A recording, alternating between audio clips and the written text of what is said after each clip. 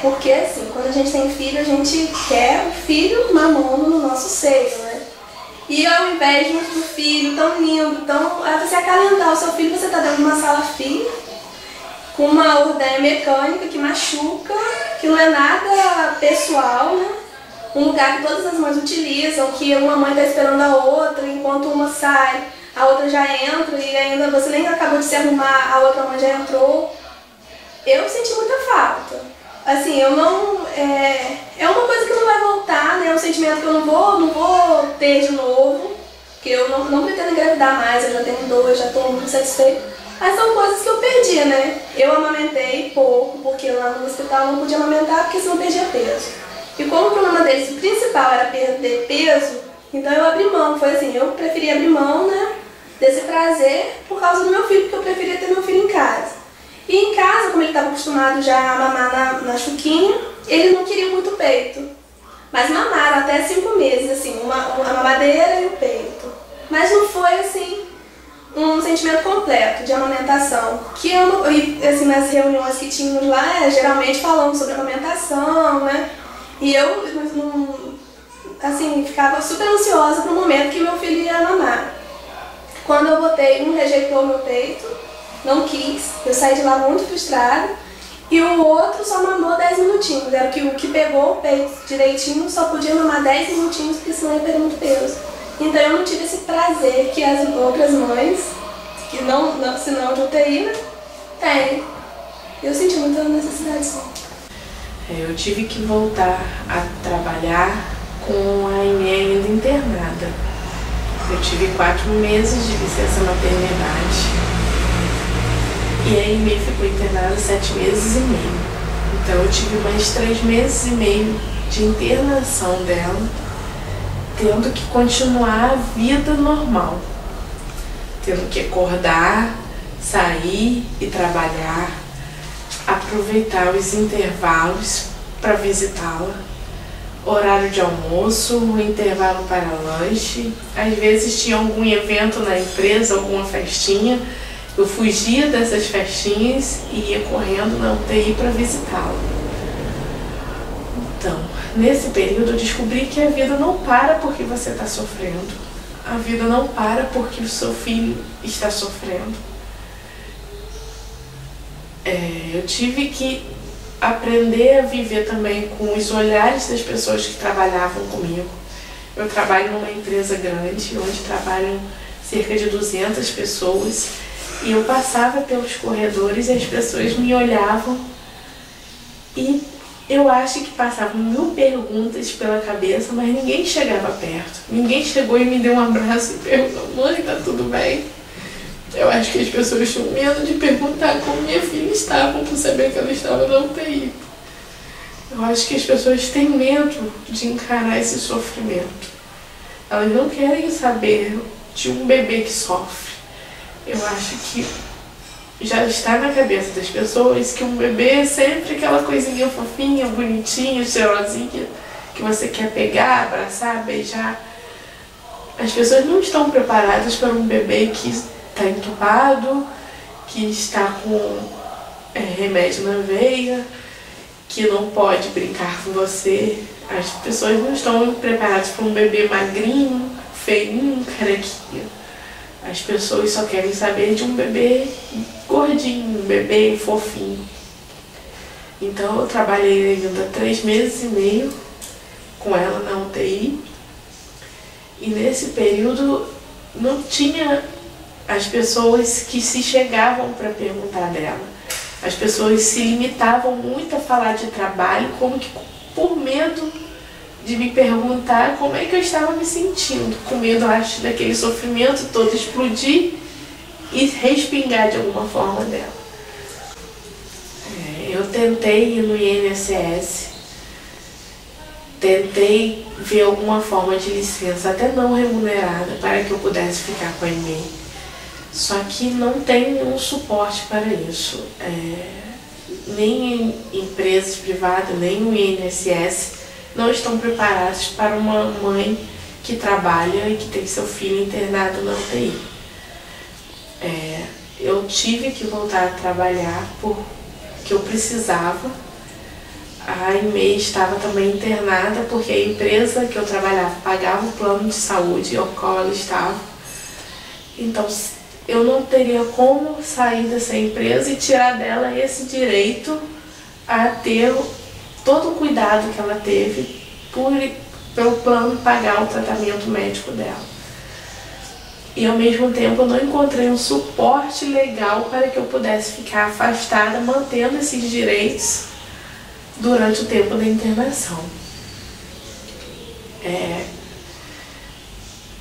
De todas as formas que eu tentei, a única coisa que chegou próximo a eu poder ir, que o sindicato que na verdade da minha categoria dava, era 45 minutos por dia para que eu pudesse visitar minha filha durante um mês, além da licença maternidade. Então, um mês depois eu tive 45 minutos por dia para poder visitá-la. Então, o horário de visita da UTI ainda restringia o horário de visita, então eu tinha que me encaixar entre o horário da UTI e o horário de folga que eu tinha na empresa para conseguir visitá-la. Isso estreita ainda mais o contato de uma criança que já é tão afastada da gente.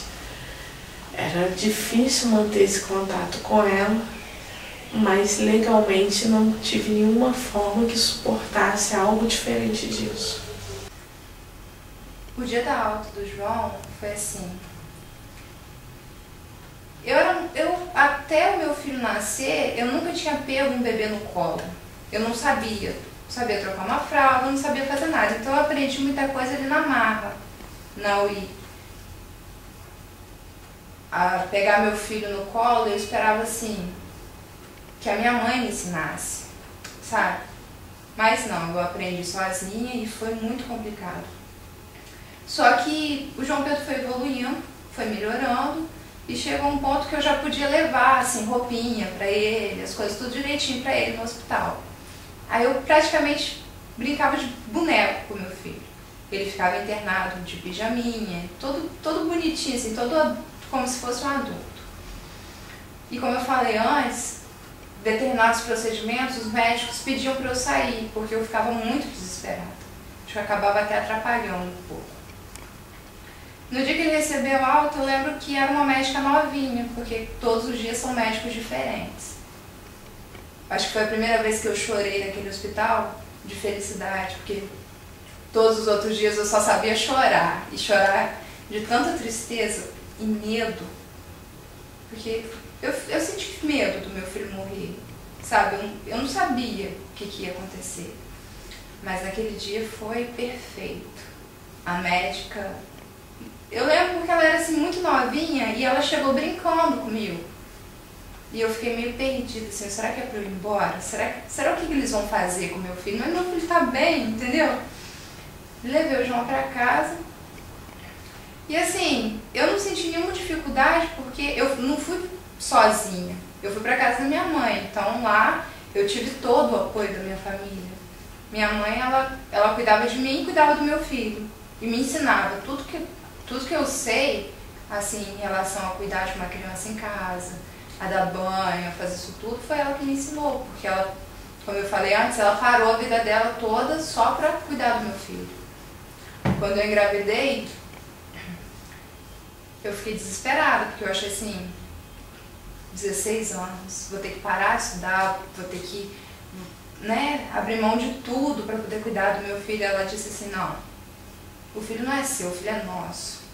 Então você vai abrir mão de algumas coisas sim, mas eu estou do seu lado o tempo todo.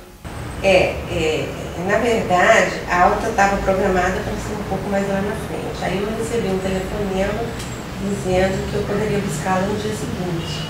E foi um misto de alegria, eu comecei a chorar de felicidade, mas na hora me deu medo porque eu não tinha nada preparado. Por ter essas perdas todas anteriores, eu não tinha, nem bercinho eu tinha. Eu fiquei esperando cada momento, porque ali você mata um leão por dia, né? E cada segundo ali é uma eternidade, então você não tem previsão de nada. Então eu falei, eu vou ser apenas mãe, vou tentar seguir ali o né, a minha função só de mãe. Aí quando foi, ela falou, vem buscar. Eu não tinha nada preparado, aí eu passei a noite, não dormi de tanta ansiedade e me preparando. E quando eu fui buscar, no dia que começou uma chuva tão assim, sem propósito, nem era de época, era uma coisa, eu falei, meu Deus, o que é isso? E eu falei, eu não vou tirar, eu sentei, o carro tudo pronto lá embaixo, esperando na hora da aula. Aí a médica riu e falou, você não quer levar sua filha? Eu falei, não, eu quero levar minha filha. Mas eu não vou sair daqui com essa chuva, ela toda aquecida, ela no bercinho aquecido, eu não vou sair daqui assim. E sentei, eu acho que loucura que foi aquilo, uma mistura de sentimento, de medo, não sei, estava no meu maior momento, eu fiquei com medo de enfrentar aquela situação, achando que de repente que não estava preparada. Aí depois eu fui ver, e eu falei, meu Deus, essa chuva eu acho que foi uma coisa que Deus mandou para mim naquele momento, acho que para lavar minha alma, para jogar fora todas as minhas angústias, as minhas tristezas, e como se fosse uma chuva de bênçãos para mim. Aí eu agasalhei, veio pai junto, as avós, e o pessoal da UTI ali despedindo, e eu com coragem ali, e o dia da aula foi o dia mais feliz da minha vida. Um dos dias mais felizes da minha vida. Eu pude realmente pegar minha filha nos braços, os meus filhos, né? Que depois foi realmente se repetiu um ano depois. Eu engravidei um ano depois. E eu fui com coragem, enfrentei chuva, enfrentei tudo, e ali eu vi que foi uma bênção na minha vida. Eu tive muito medo no princípio de como ela viveria. A Aimee, por ter nascido de uma cesárea por condições minhas, a culpa existia, porque na verdade não fui eu que não suportei a gravidez. Não foi ela que tinha algum problema e que nasceria com esse problema. Então, por eu não ter suportado essa gravidez, o que eu causei na minha filha? O que traria para ela no futuro? Como é que seria a vida dela? E naquele momento, a vida dela era tão sofrimento e a chance de sobrevida era tão pequena que eu chegava a me perguntar, será que eu posso querer que ela continue comigo? Será que é esse o destino dela? Ou será que isso aconteceu para que ela não seja minha? Eu tinha medo de querer que ela ficasse e a vida dela ser só de dor.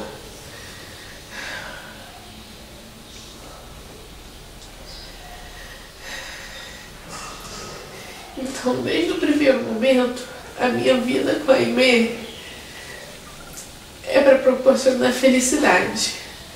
Eu tenho uma necessidade absurda de fazê-lo feliz, porque eu tive muito medo do meu querer que ela ficasse viva significasse para ela sofrimento.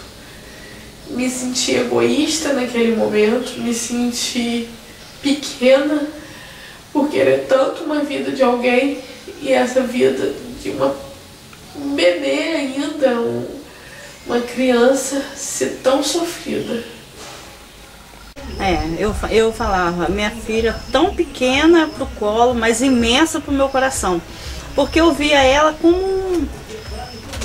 Gente, era tanta, eu acho às vezes que isso é até errado, que eu tinha tipo uma adoração. Que eu falava assim, gente, é uma boneca viva. Porque eu achava engraçado. Porque era tão pequena, mas eu sabia que tinha vida, era uma criança. Quer dizer, eu tinha prazer de arrumar, de botar, mesmo eu sabendo, porque eu falei, meu Deus, minha filha é muito feia. Eu falava que era muito feia. Meu Deus, minha filha é muito feia, mas eu amo. E eu cuidava com aquela coisa, então eu não gostava, eu tinha medo que as pessoas segurassem, eu tinha medo que ela pegasse alguma doença. Então, tudo que eu ia fazer, se eu fosse segurar ela, eu tinha que lavar a mão, Eu tinha, quando os outros iam pegar, cuidado, vocês vieram da rua, eu tinha medo de ela pegar uma doença, porque eu achava ela muito fraquinha. Aconteceu que eu, toda vez que eu entrava ali, eu entrava com o coração apertado. Às vezes eu ficava chorando lá fora, eu não chorava ali dentro. Às vezes quando eu começava a querer me sentir mal ali, eu saía lá pra fora, não ficava muito lá dentro. Mas eu falo assim, uma experiência que foi uma experiência pra mim que eu não desejo pra ninguém.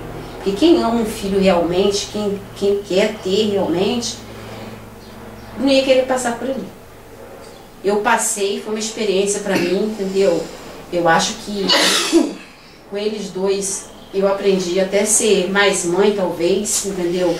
Muito mole, porque eu tenho um coração muito derretido. Eu ficava imaginando assim, poxa, como que vai ser? O que vai ser? Será que... Porque a gente entra ali, a gente não pensa em perder, a gente sempre pensa em sair com a criança dali. Eu ficava imaginando, eu conversava com outras mães, as mães ficavam assim, poxa, você é 2, né? Dificuldade e tal. Eu falei assim, ó, Deus me deu porque ele achou que eu tinha capacidade de ter. Porque eu acho que Deus não dá nada a ninguém se ele achar que não tem capacidade de ter. Então se ele me deu, ele achou que eu tinha que passar pela UTI, eu vou passar.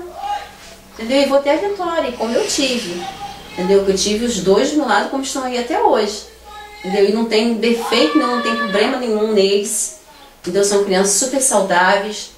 Né? Tem uma dificuldadezinha de aprendizado, porque é o normal, como o médico falou que isso é o normal deles. Mas são crianças super saudáveis. Dela, né? É uma vida totalmente diferente, né, Luiz? A maternidade muda a gente em tudo, né, Luiz? A gente acaba amadurecendo mais, né? Ficando mais centrada em todos os aspectos. E engraçado que na época que eu tive gêmeos, uma amiga minha de infância também teve gêmeos, uns 4 meses antes. E ela passou exatamente pelo que eu passei. Ela teve um menino e uma menina. A diferença de idade deles era uns 6 meses, mais ou menos. E eu internada no hospital, com o Lauro livre na UTI, ela foi me visitar, entendeu? Para me contar a história dela. Que eu estava passando exatamente aquilo que ela estava passando. Para me passar uma tranquilidade, me dar um apoio, me dar uma força. Eu, nas mães que eu soube, né, depois de mim, que eu tive contato, eu tentei fazer o mesmo que a Verônica fez por mim, entendeu? Passar a minha experiência, né? Porque nem tudo na vida é ruim, né, Luiz? Até as coisas ruins tem um lado bom. Cabe a gente ter sabedoria e maturidade. Mas naquela coisa ruim, a gente tirar uma coisa boa. Que na vida nem tudo é ruim. Aquilo foi ruim, mas pelo outro aspecto me serviu de uma lição, de um ensinamento, de um aprendizado, serviu para eu amadurecer, para eu refletir, seja lá para o que for, entendeu? Isso na minha gravidez e na minha maternidade, né, os primeiros meses de vida das crianças, me serviu muito para isso, uma lição, um ensinamento, entendeu? Eu tentei passar para as mães que tiveram depois de mim, que passaram mais ou menos o que eu passei, um apoio, né, um ombro amigo, vamos dizer assim, né, para poder estimular elas a continuar, não desistir, né, até buscar força, porque é o que a gente precisa no momento, né, é força para continuar, né, para prosseguir, para lutar, para tentar, até para a gente pedir, para a gente rezar, tem que ter fé, né, Luiz? Tem que ter força, tem que ter coragem. Porque como não existia um serviço público, né, nem aqui, nem no Rio, nem nada, essa coisa de prematura era tudo particular. Então a gente teve que vender carro, terreno, né, eu e meu marido. Meu pai prestou dinheiro, a gente teve que se virar porque, apesar do meu ex-marido, na época, ser médico e coordenador de saúde, a gente não teve regalias de médico. Só um laboratório do Rio que deu 50% de desconto, alguma coisa assim. Então, quando meu pai viu como ficou caro para mim, ele pensou assim, se nós que podemos, né, que podemos, gastamos isso tudo, e as pessoas que não podem, as crianças morrem. Então, ele, como definidor do hospital, ele fez tudo para trazer uma UTI neonatal para Campos. E então ele trouxe para Santa Casa a UTI neonatal, e no dia da inauguração dessa UTI foi meu filho, junto com meu pai, que puxou a fitinha para abrir a UTI para as pessoas. Ela só veio com o meu peito próximo de sair da UTI, acho que com uns 35, 40 dias. E quando ela começou a melhorar, que eu lembro que eu fiz aniversário, ela na UTI. Porque ela nasceu 17 de setembro, eu faço aniversário 14 de outubro, ela só saiu da UTI 2 ou 3 de novembro. Então eu lembro que eu falava tanto tipo pediatra, que eu quero levar ela pra casa, amanhã é meu aniversário.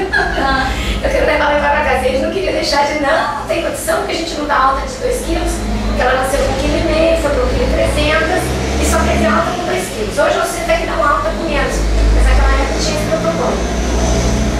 E aí ela foi só ganhando peso, foi melhorando, tá? As outras crianças, aí eu vi muita criança entrar lá, inclusive a filha da Regina Casé também foi lá, e eu fiquei muito feliz, por isso que eu quis muito gravar esse depoimento, quando a Regina Casé chegou com a Benedita lá para mostrar para as enfermeiras como a Benedita estava bem, porque a Benedita é 1 ano mais velha que a Elisa, ela tem uns 23. Então, como ela, várias mães iam lá levar o nenenzinho para mostrar para elas, assim, como se fosse um troféu, como que ela cresceu, como ela engordou. E tinha foto daquelas crianças todas que passaram por lá antes, depois. Eu acho que isso foi um grande estímulo para mim, porque é aquela história, você espera o bebê normal. De repente vem um bebezinho, parece um ratinho, com todas as intercorrências, pode morrer. Né? Então você fica muito frustrada mesmo. Eu fiquei muito triste na época, mas ao mesmo tempo, eu tive uma força muito grande assim, em mim. Eu queria que ela melhorasse, eu parei de trabalhar, eu fiquei quase 1 ano praticamente cuidando dela. E o pior que foi pra mim, quando eu saí pela primeira vez com ela, depois que ela já tinha saído, que ela saiu com 2 quilos, que você sai na rua e vê um bebê da mesma idade. Porque levou 1 ano, é 1 ano depois da alta, com baixo peso. Mesmo depois da alta, ela ainda teve que fazer transfusão, que eu tive que sair correndo, voltar pro Rio. Eu tive muito mais dificuldade, porque aqui não tinha nada na época, então eu ia muito pro Rio. Não tinha neuropediatra. Então, o primeiro ano todo, de 2 meses, eu ia ao neuropediatra no Rio, para acompanhar a parte neurológica.